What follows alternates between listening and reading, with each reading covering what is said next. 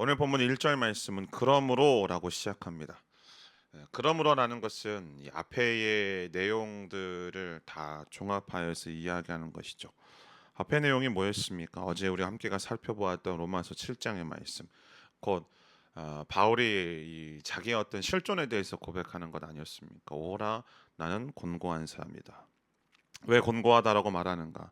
내 마음은 하나님의 법을 섬기고 있지만 강력한 육신, 곧 이 여전히 죄의 영향력 아래에 있는 이 육신이 여전히 문제를 일으키는 이 육신이 그 힘이 너무나 강력하기 때문에 나로 하여금 그 죄의 법을 따라가게 하는 그 현실로 말미암아 오호라 나는 권고한 사람이다라고 말하는 것입니다. 어제도 말씀드렸지만 정말 우리가 제대로 된 그리스도인이라면 제대로 된 우리가 신앙을 가지고 살아가는 사람들이라면 이러한 분투 속에서 살아가는 것이 당연합니다. 곧 오호라 나는 곤고한 사람이다라는 이 고백이 사실은 정상적인 신앙인들의 날마다의 고백이라는 거죠.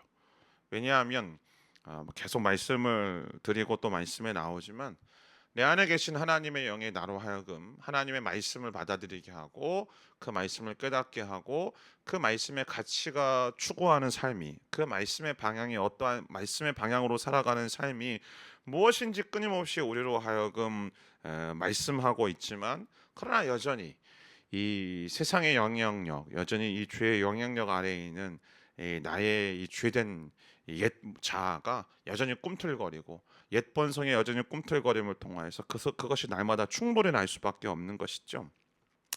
때문에 이러한 분투가 없는 것이 더 큰 문제입니다. 이러한 어떤 그 우리의 이 실존의 고백이 있는 것이 문제가 아니고 그런 실존의 고백이 없다라는 것이 더 큰 문제인 것이죠. 자, 그러면 이러한 실존의 고백을 가지고 있는 그리스도인들은 그러면 소망이 없는 것인가? 날마다 이런 고통과 고난 속에 살아가는 것이 마땅한 것인가? 아니요, 그렇지 않죠. 우리에겐 소망이 있다라는 것입니다. 오늘 1절 말씀을 보니 이제 그리스도 예수 안에 있는 사람들은 정죄를 받지 않는다라고 말합니다. 정죄함이 없다라는 것은 법적 용어입니다. 그러니까 법률상에서 죄 없다라고 말하는 것. 그러니까 법률 용어로 그리스도인이 된 저와 여러분의 신분, 정체성은 어떻게 변하였는가? 이 갚아야 될 빚이나 아니면 이 해결해야 될 이 죄값 또 받아야 될 형벌이 없다라고 우리에게 말하는 것입니다. 그러니까 모든 인간은 죄로 인하여서 받아야만 되는 형벌이 있었죠. 죽음이라는 형벌이 있었습니다. 사망이라는 형벌이 있었어요. 근데 그 모든 형벌을 이제 받지 않게 됐다라고 말하는 것이죠. 자, 그러면 우리가 완전해서 그런 겁니까? 우리가 온전해서 그런 건가요?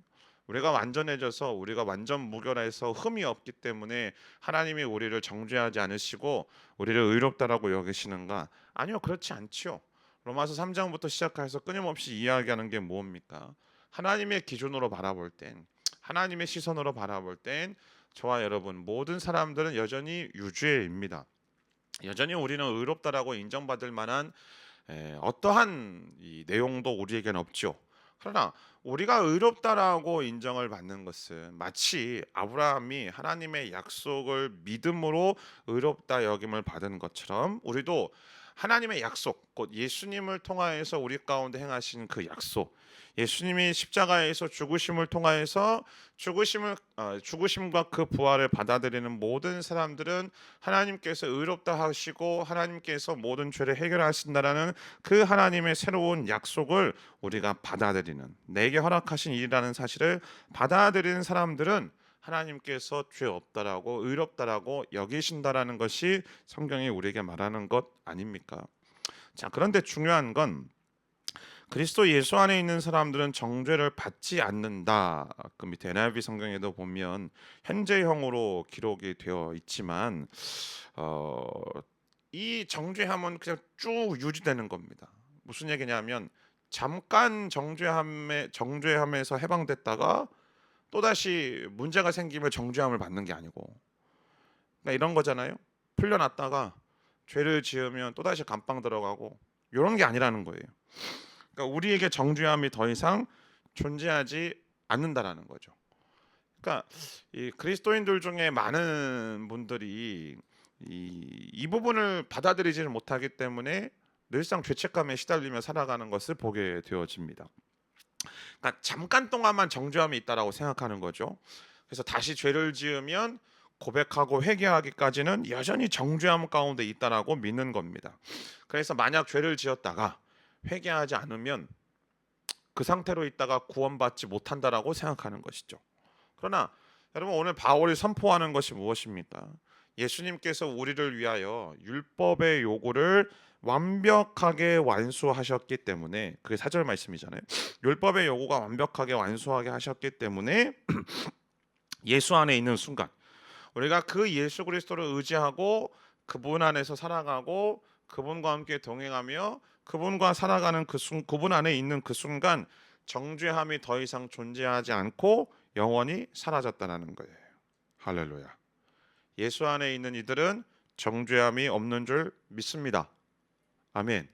그러니까 의롭다 여김을 받는 칭의가 우리에게 주어진 거예요. 그게 칭의예요. justification은 우리에게 주어진 것이죠. 하나님의 은혜로 우리에게 주어진 거예요. 근데 칭의로 주어진 사람들에게도 분명히 말씀드렸던 것처럼 끊임없는 이 분투가 있다고요. 그럼 이 분투 속에서 우리는 어떻게 살아가는가? 2절 말씀 함께 있습니다. 시작. 이는 그리스도 예수 안에 있는 생명의 성령의 법이 죄와 죽음의 법에서 여러분을 해방했기 때문입니다. 첫 번째 중요한 건 우리가 그 분투 속에서 살아갈 때에 우리에게 있어서 가장 중요한 건 우리에게 더 이상 정죄함이 없다라는 확신을 가지고 살아갈 것. 그리고 두 번째, 그냥 단순히 정죄함이 없다라고 그냥 생각하는 것으로 끝나는 것이 아니고 실제적인 내용을 우리에게 주신다라는 거예요. 그게 무엇이냐면 그리스도의 생명이 우리 마음을 지배하고 우리 마음을 다스리게 한다라는 거죠. 예수 그리스도의 생명이 우리 가운데 충만하게 임함을 통하여서 이 날마다의 이 분투의 삶 속에서 때로는 질 수도 있고 때로는 깨질 수도 있지만 그 가운데 낙담하고 절망하는 걸로 끝나는 게 아니라 그 가운데에서 무너져 있는 것으로 끝나는 게 아니라 날마다 주님의 생명수가 나를 채우고 나의 목마름을 해결하게 하시고 나의 영혼 가운데 새롭게 다시 한번 일어서서 주님을 닮아가고 주님을 의지하고 주님과 함께 살아갈 수 있는 힘을 우리 가운데 허락하시는 줄 믿습니다. 이게 오늘 저녁에 꿈땅 설교 때 할 얘기입니다. 할렐루야. 목마름을 해결하시는, 우리의 목마름을 해결하시는 예수 그리스도의 생명이 우리의 심령마다 채워질 때, 우리의 영혼마다 채워질 때에 사랑하는 여러분이요, 우리는 이 날마다의 분투 속에서 살아갈 힘을 얻게 되는 거죠. 예수님의 부활의 능력, 예수님의 생명을 날마다 경험하는 저와 여러분들의 은혜가 있게 되기를 주님의 이름으로 축복합니다. 그게 없으면 참 살아갈 힘이 없는 거죠. 부활의 생명의 나를 다시 살리시고 예수님의 이 놀라운 부활의 생명수가 내 영혼의 깊숙한 곳부터 채워져 가지고 내 머리를 적시고 내 아구를 흘러 넘쳐야만, 여러분, 우리는 이 날마다 주님의 은혜와 주님의 사랑과 주님의 소망으로 가득한 인생으로 살아가는 것 아니겠습니까? 재정으로 채워져서 내 인생이 행복한 게 아니고요.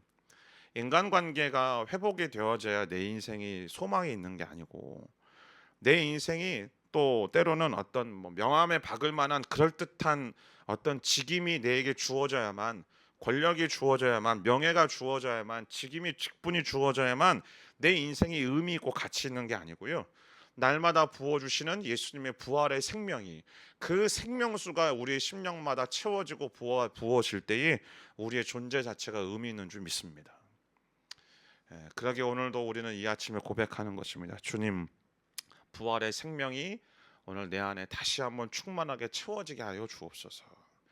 그 부활의 부활의 생명수가 내 인생 속에서 내 영혼의 에너지 드링크가 되게 해주셔서 나를 움직이고 나를 생각하게 하고 나로 살아가게 하는 하나님의 놀라우신 능력이 우리 안에 임하게 하여 주옵소서.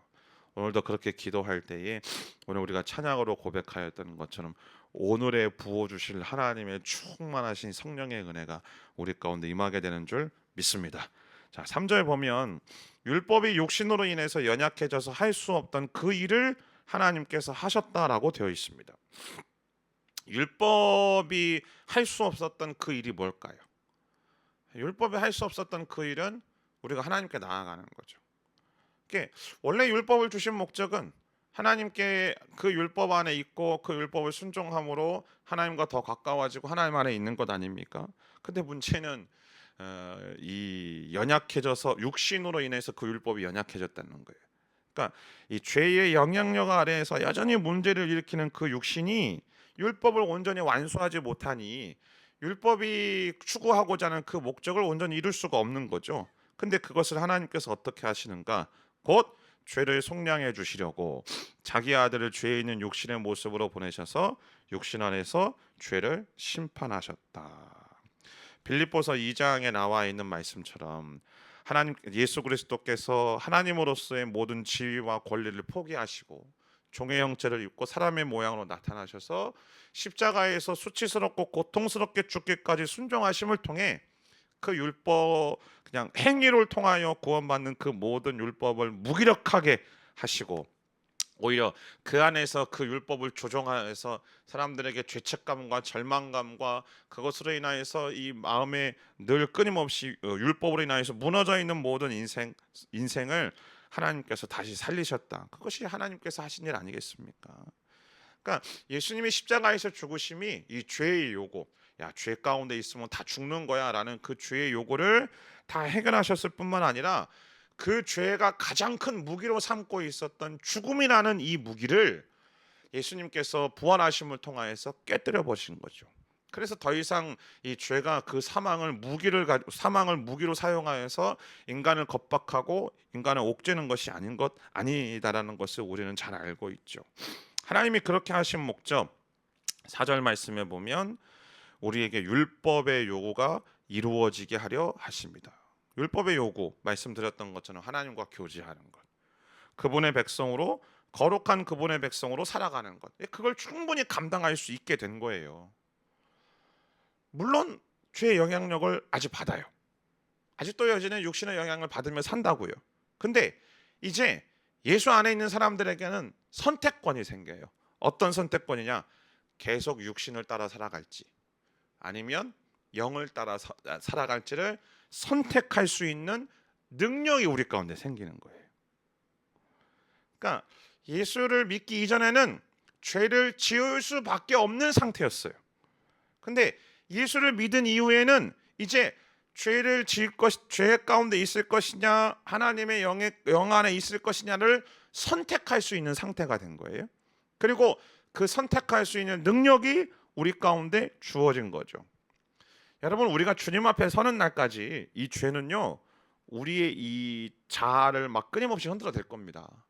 그리고 우리의 육신을 끊임없이 조종할 겁니다. 그래서 하나님께서 우리에게 허락하신 이 자유를 누리지 못하도록 끊임없이 겁박하고 유혹하고 위협할 겁니다. 그러나 그럴 때마다 우리가 선포하는 건 그러나 이제 그리스도 예수 안에 있는 자에게는 결코 정죄함이 없나니 그리스도 예수 안에 있는 생명의 성령의 법이 죄와 사망에서 나를 해방하였습니다. 할렐루야. 오늘 이것이 날마다 우리 안에서 선언해야 되고 선포해야 되는 내용이죠.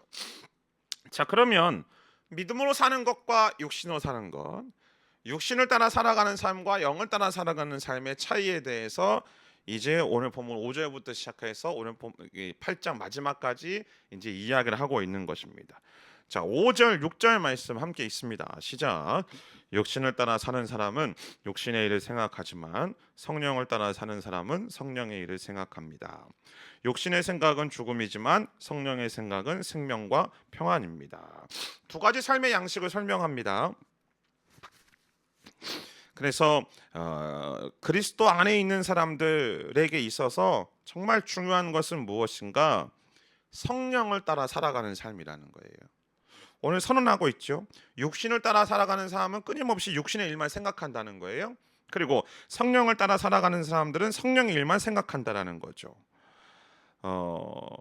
그런데 여러분, 지금 바울의 논리는 성령의 일을 그러니까 무엇을 생각하느냐에 따라서 그 생각을 통하여서 그 사람의 삶의 양식이 결정된다라고 이야기합니다. 왜 그럴까요? 우리의 생각이 행동을 결정짓잖아요. 내가 무엇을 생각하고 어떤 것을 마음에 품느냐를 따라서 그것에 따라서 그 사람의 행동 양식이 결정합니다. 그거 아시나요? 하루 종일 돈만 생각하는 사람은 돈이 되는 일만 추구하며 살아갑니다.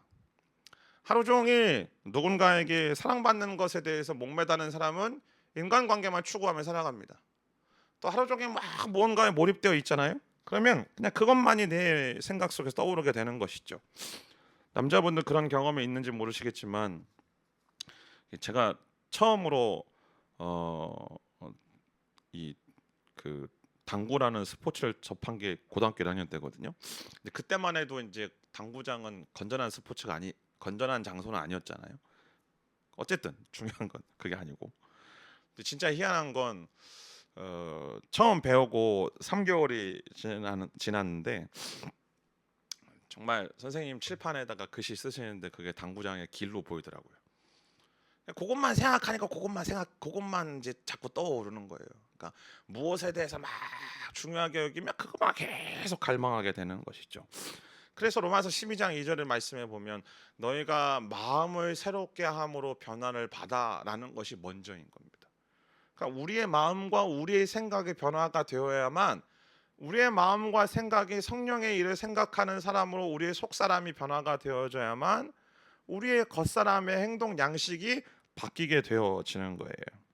그러니까 느끼고 생각하고 결정하는 것이 육신을 따라가지 않고 영을 따라가기 시작할 때에 우리는 예수님께서 승리하신 그 이루신 승리를 경험하며 살아가게 되는 것이죠. 자, 그러면 영의 일을 생각하고 영을 따라서 산다라는 것이 구체적으로 뭘까요? 무슨 막 초월적으로 막 신비한 걸 경험하는 게 영의 일을 생각하고 영을 따라 사는 걸까요? 이렇게 막 신비한 뭐 이렇게 약간 초월적인 경험들 아니요. 빌립보서 말씀이 우리에게 이야기하는 것 그것 아닙니까? 너희는 곧 그리스도의 마음을 품으라. 그게 영의 일을 생각하는 것입니다. 예수님이 어떻게 생각하고 예수님이 어떻게 사셨는가를 생각하는 것. 그러니까 복음서 말씀이 우리에게 있어서 우리의 삶의 기준이고 가치가 되어져야 되는 거죠. 삶의 방향성이 되어져야 되는 거죠. 그것이 그분이 사람들과의 관계 속에서 어떤 인생으로 살아가셨고 그분의 삶의 방향성은 무엇이었고 그분의 삶의 가치가 무엇이었고 그분이 추구하는 삶의 목적과 비전은 무엇이었는지 그걸 가지고 살아가는 게 영을 따라 살아가는 것이고 영의 일을 생각하는 거예요.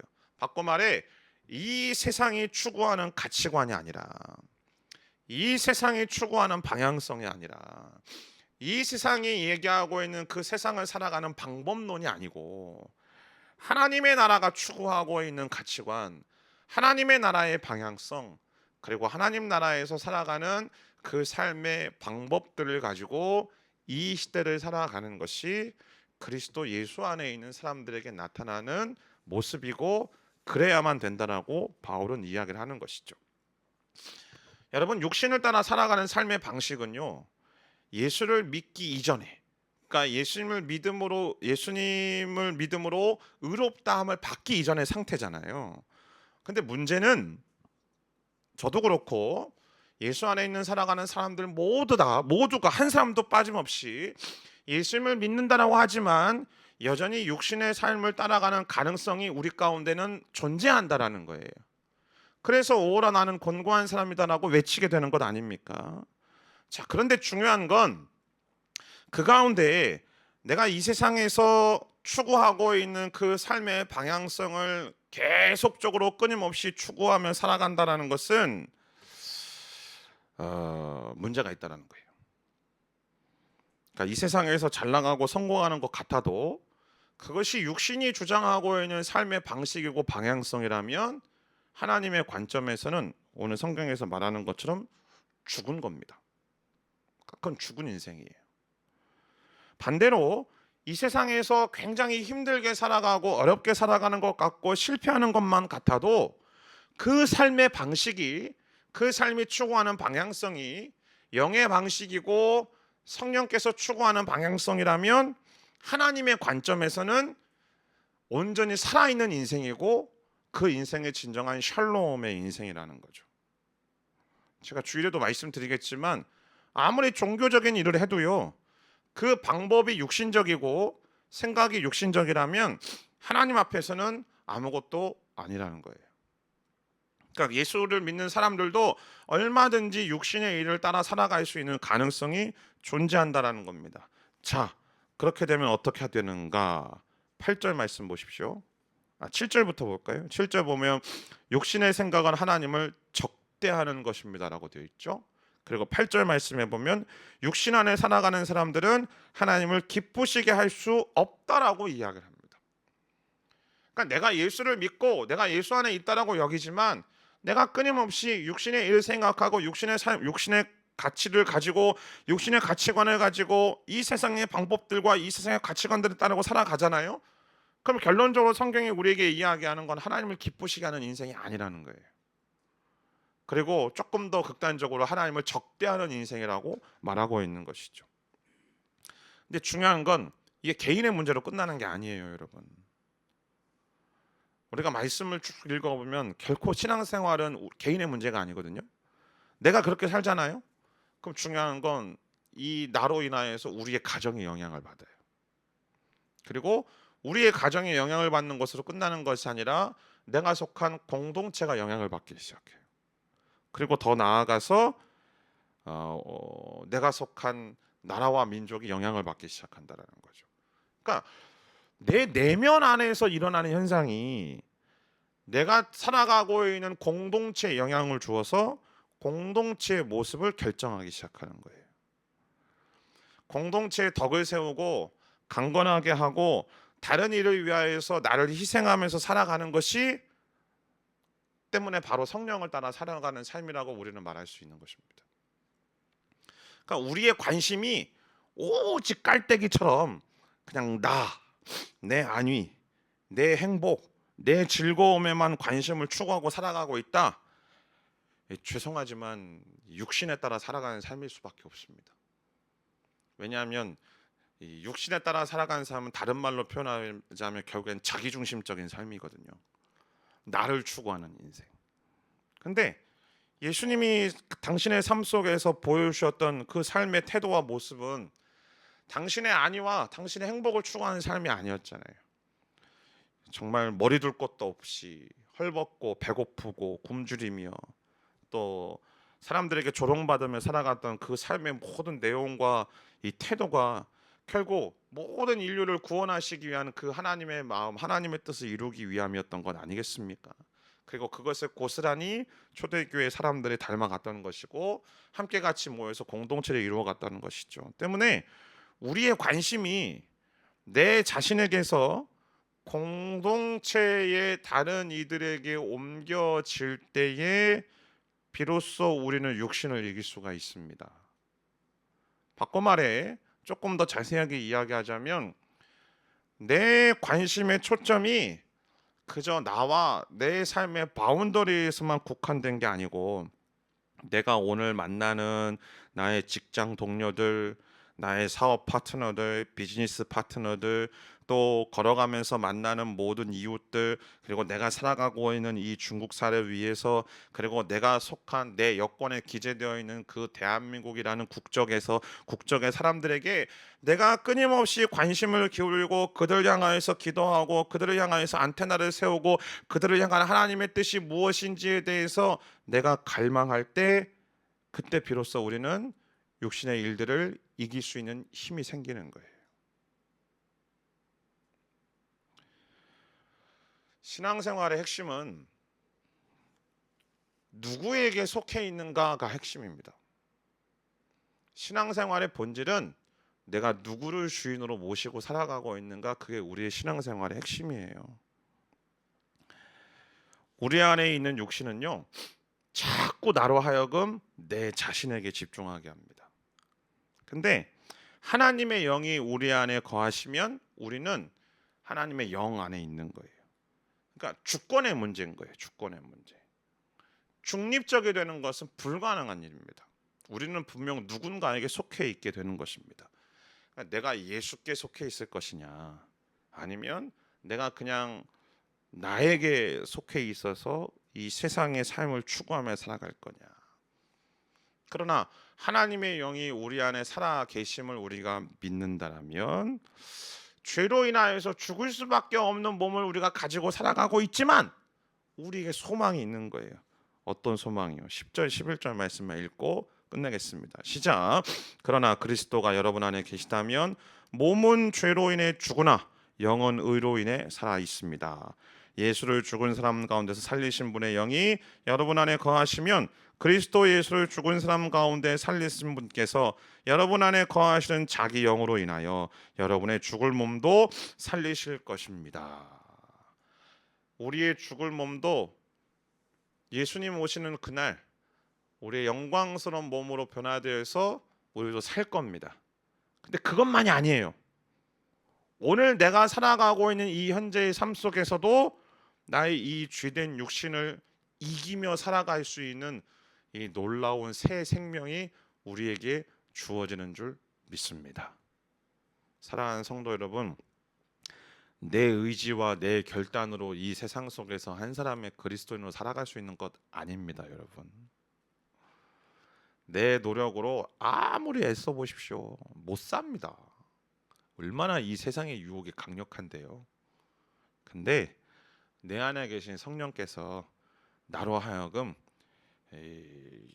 선과 악의 구분이 모호한 이 현대 사회 속에서, 그리고 정말 이 무엇이 옳은지 그른지도 모르는 이 가치 중립적인 이 세계 한복판 속에서 오늘 내 안에 계신 성령께서 저와 여러분들 안에 거하심을 통하여 우리를 별처럼 빛나게 하실 줄 믿습니다. 우리 자녀들 안에 회복되어져야 되는 건 자녀들 안에 계신 성령님, 우리 자녀들을 인도해 주십시오. 자녀들을 붙들어 주십시오. 우리 자녀들의 마음과 생각과 영혼을 붙들어 주셔서 온전히 이 세상 한복판 속에 하나님의 영의 일을 생각하며 그 영 안에 살아가게 해 주십시오. 할렐루야. 그것이 오늘 우리가 우리 자녀들을 위하여서 기도해야 돼 가장 중요한 기도의 제목인 줄 믿습니다. 기도하겠습니다.